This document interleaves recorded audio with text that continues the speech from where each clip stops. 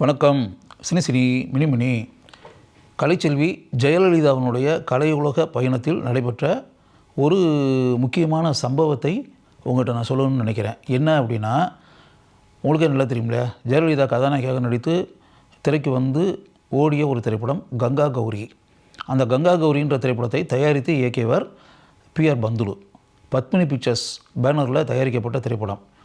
ஜெயலலிதா வந்து தமிழ் திரைப்பட உலகிற்கு கொண்டு வந்து மிகப்பெரிய உயரத்தில் உட்கார வைத்த மிகச்சிறந்த தயாரிப்பாளர் இயக்குனர் PR பந்துலு. அவர் தயாரித்து இயக்கிய திரைப்படம் தான் 1000ல் ஒருவன். அதில் எம்ஜிஆருக்கு ஜோடியாக நடித்ததுனால தான் ஜெயலலிதா வந்து புகழினுடைய உச்சிக்கே சென்றார் அப்படின்றதெல்லாம் வச்சுக்கோங்க. இப்போ அந்த PR பந்துலு இயக்கிய திரைப்படம் கங்கா கௌரி. அதில் கதாநாயகியாக ஜெயலலிதா நடித்தார். அந்த படத்தினுடைய படப்பிடிப்பு மைசூரில் இருக்கக்கூடிய பிரீமியர் ஸ்டுடியோ அங்கே வந்து நடந்துச்சு. அங்கே வந்து அதிர்ச்சி தரக்கூடிய ஒரு சம்பவம் படப்பிடிப்பு நடந்து கொண்டு இருக்கும்போது நடந்தது. அது என்ன அப்படின்றதான் விஷயம். இப்போ உங்களுக்கே ஒரு விஷயம் தெரியுமா தெரியாதான்னு தெரியாது, தெரிஞ்சுக்குங்க. என்ன அப்படின்னா, ஜெயலலிதா பிறந்தது, ஆரம்பத்தில் வளர்ந்தது மைசூரில். அவங்க பிறந்ததே மைசூரில் தான் பிறந்தாங்க. ஆனால் அவங்களுடைய தாய்மொழி தமிழ். அது எப்படி அப்படின்னா, அவங்களுடைய சொந்த ஊர் இருக்குல்லையா, அது ஸ்ரீரங்கம். ஸ்ரீரங்கம் தான் அவங்களுடைய நேட்டிவ் பிளேஸ். அவங்களுடைய தாத்தா காலத்திலேருந்து இருந்தது வந்து முன்னோர்கள்ன்றோம்ல, அவங்களாம் இருந்தது ஸ்ரீரங்கத்தில் தான். ஸ்ரீரங்கத்தில் இருந்தால் கூட அவங்க அம்மா வழியில் இருக்கக்கூடிய தாத்தா, அவர் வந்து ஹிந்துஸ்தான் ஏரோநாட்டிக்ஸ், அதில் வந்து அவர் பணி செஞ்சுக்கிட்டு அப்படின்னு இருந்ததுனால வேலை நிமித்தமாக குடும்பம் வந்து இங்கேருந்து இடம் மாறுதல் பெற்று மைசூருக்கு போயிட்டாங்க. மைசூருக்கு போய் மைசூர்லேயே அந்த குடும்பம் இருந்ததுனால ஜெயலலிதா அங்கு தான் பிறந்தார், வளர்ந்தார். இப்போ காலங்கள் கடந்து ஓடி போயாச்சு. அப்படி காலப்போக்கில் வந்து அவங்க பட உலகில் வந்து மிகச்சிறந்த நடிகையாகி முன்னணி நட்சத்திரமாக பவனி வந்துன்ற ஒரு சூழல் ஜெயலலிதாவினுடைய வாழ்க்கையில் உண்டாக்கி விட்டது.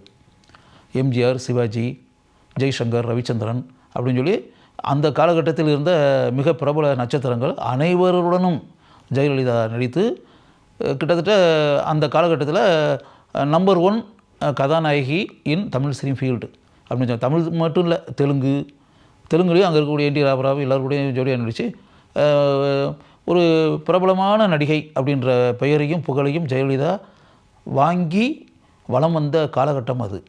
அப்படி வரும்போது அந்த கங்கா கௌரின்ற திரைப்படத்தில் ஜெயலலிதா நடித்து அவர் சம்மந்தப்பட்ட காட்சிகள் அந்த மைசூர் பிரீமியர் ஸ்டுடியோவில் படமாக்கப்பட்டு கொண்டிருந்தன.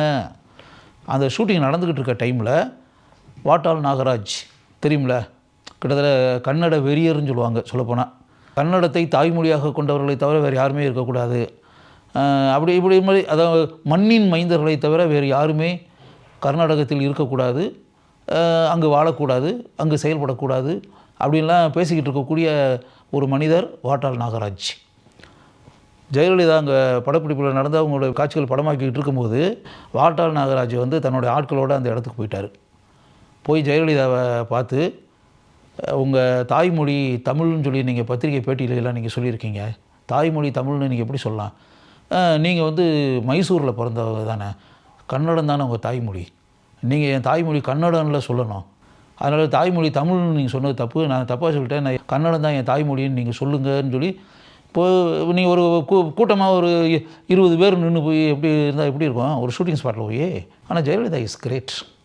ஜெயலலிதா வந்து இவங்களுக்கெல்லாம் பயப்படவே இல்லை. அவங்க எப்படி வந்து பயப்படாத கேரக்டரோ, அந்த அச்சம்னா என்னென்னு தெரியாதோ, யாருக்கும் அடிபணியாத கதாபாத்திரம், அடிபணியாத பெண், துணிச்சலான பெண் அப்படின்லாம் பொதுவாக சொல்லுவாங்கள்ல, பொதுவாக சொல்கிறது தானே, நம்மளே பார்த்துக்கிட்டு இருந்தது தானே.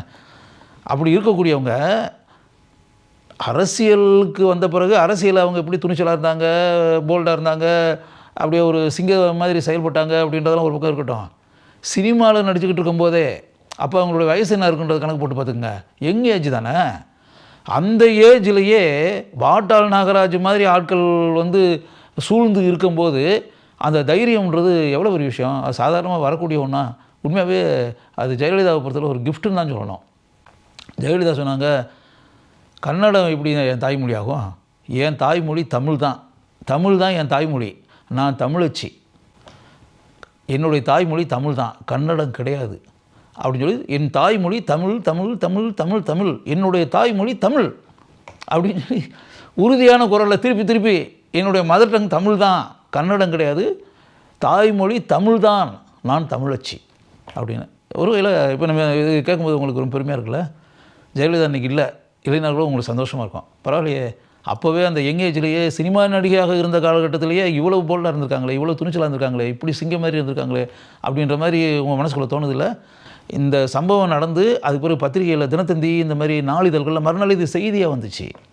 அப்போ யோசிச்சு பாருங்கள், ஃபில்ம் ஆர்டிஸ்டாக இருக்கும்போதே ஜெயலலிதா எந்த அளவுக்கு துணிச்சலான ஒரு பெண்ணாக இருந்திருக்கிறார் அப்படின்னு. அப்போ அது ஒரு பக்கம் இருக்கட்டும், ஜெயலலிதா அப்படி சொல்லி அப்படிங்கும்போது அவங்க உடனே விடுவாங்களா, ஒரு பெரிய ஆரவாரத்தை உண்டாக்குவாங்களா அந்த இடத்துல. ஷூட்டிங்கே ஸ்தம்பிச்சு நின்று போச்சு. இதனால் இவங்க பெரிய கலாட்டா பண்ணி ஜெயலலிதாவை கிட்டத்தட்ட ஒரு சூழ்ந்துட்டாங்க அப்படிங்களேன். அதாவது கிட்டத்தட்ட இப்போ மைசூர் பிரிமியர் ஸ்டூடியோ விட்டு ஜெயலலிதா வெளியே வர முடியாத அளவுக்கு ஒரு சூழலை அங்கே உண்டாக்கிட்டாங்க. சுற்றி இவங்க வளைச்சி நின்னா ஜெயலலிதா அந்த இடத்த விட்டு எப்படி இது பண்ண முடியும்?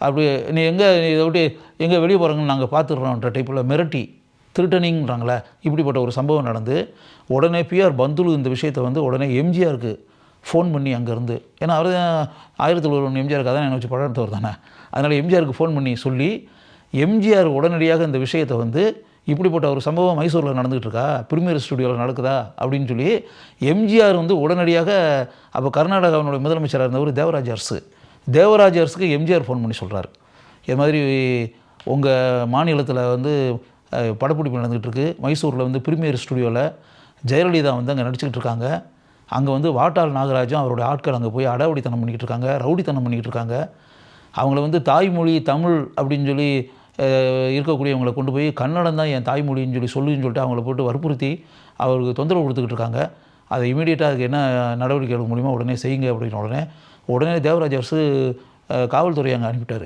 Police force. இதெல்லாம் வாட்டாள் நாகராஜ் எதிர்பார்த்துருப்பாரா?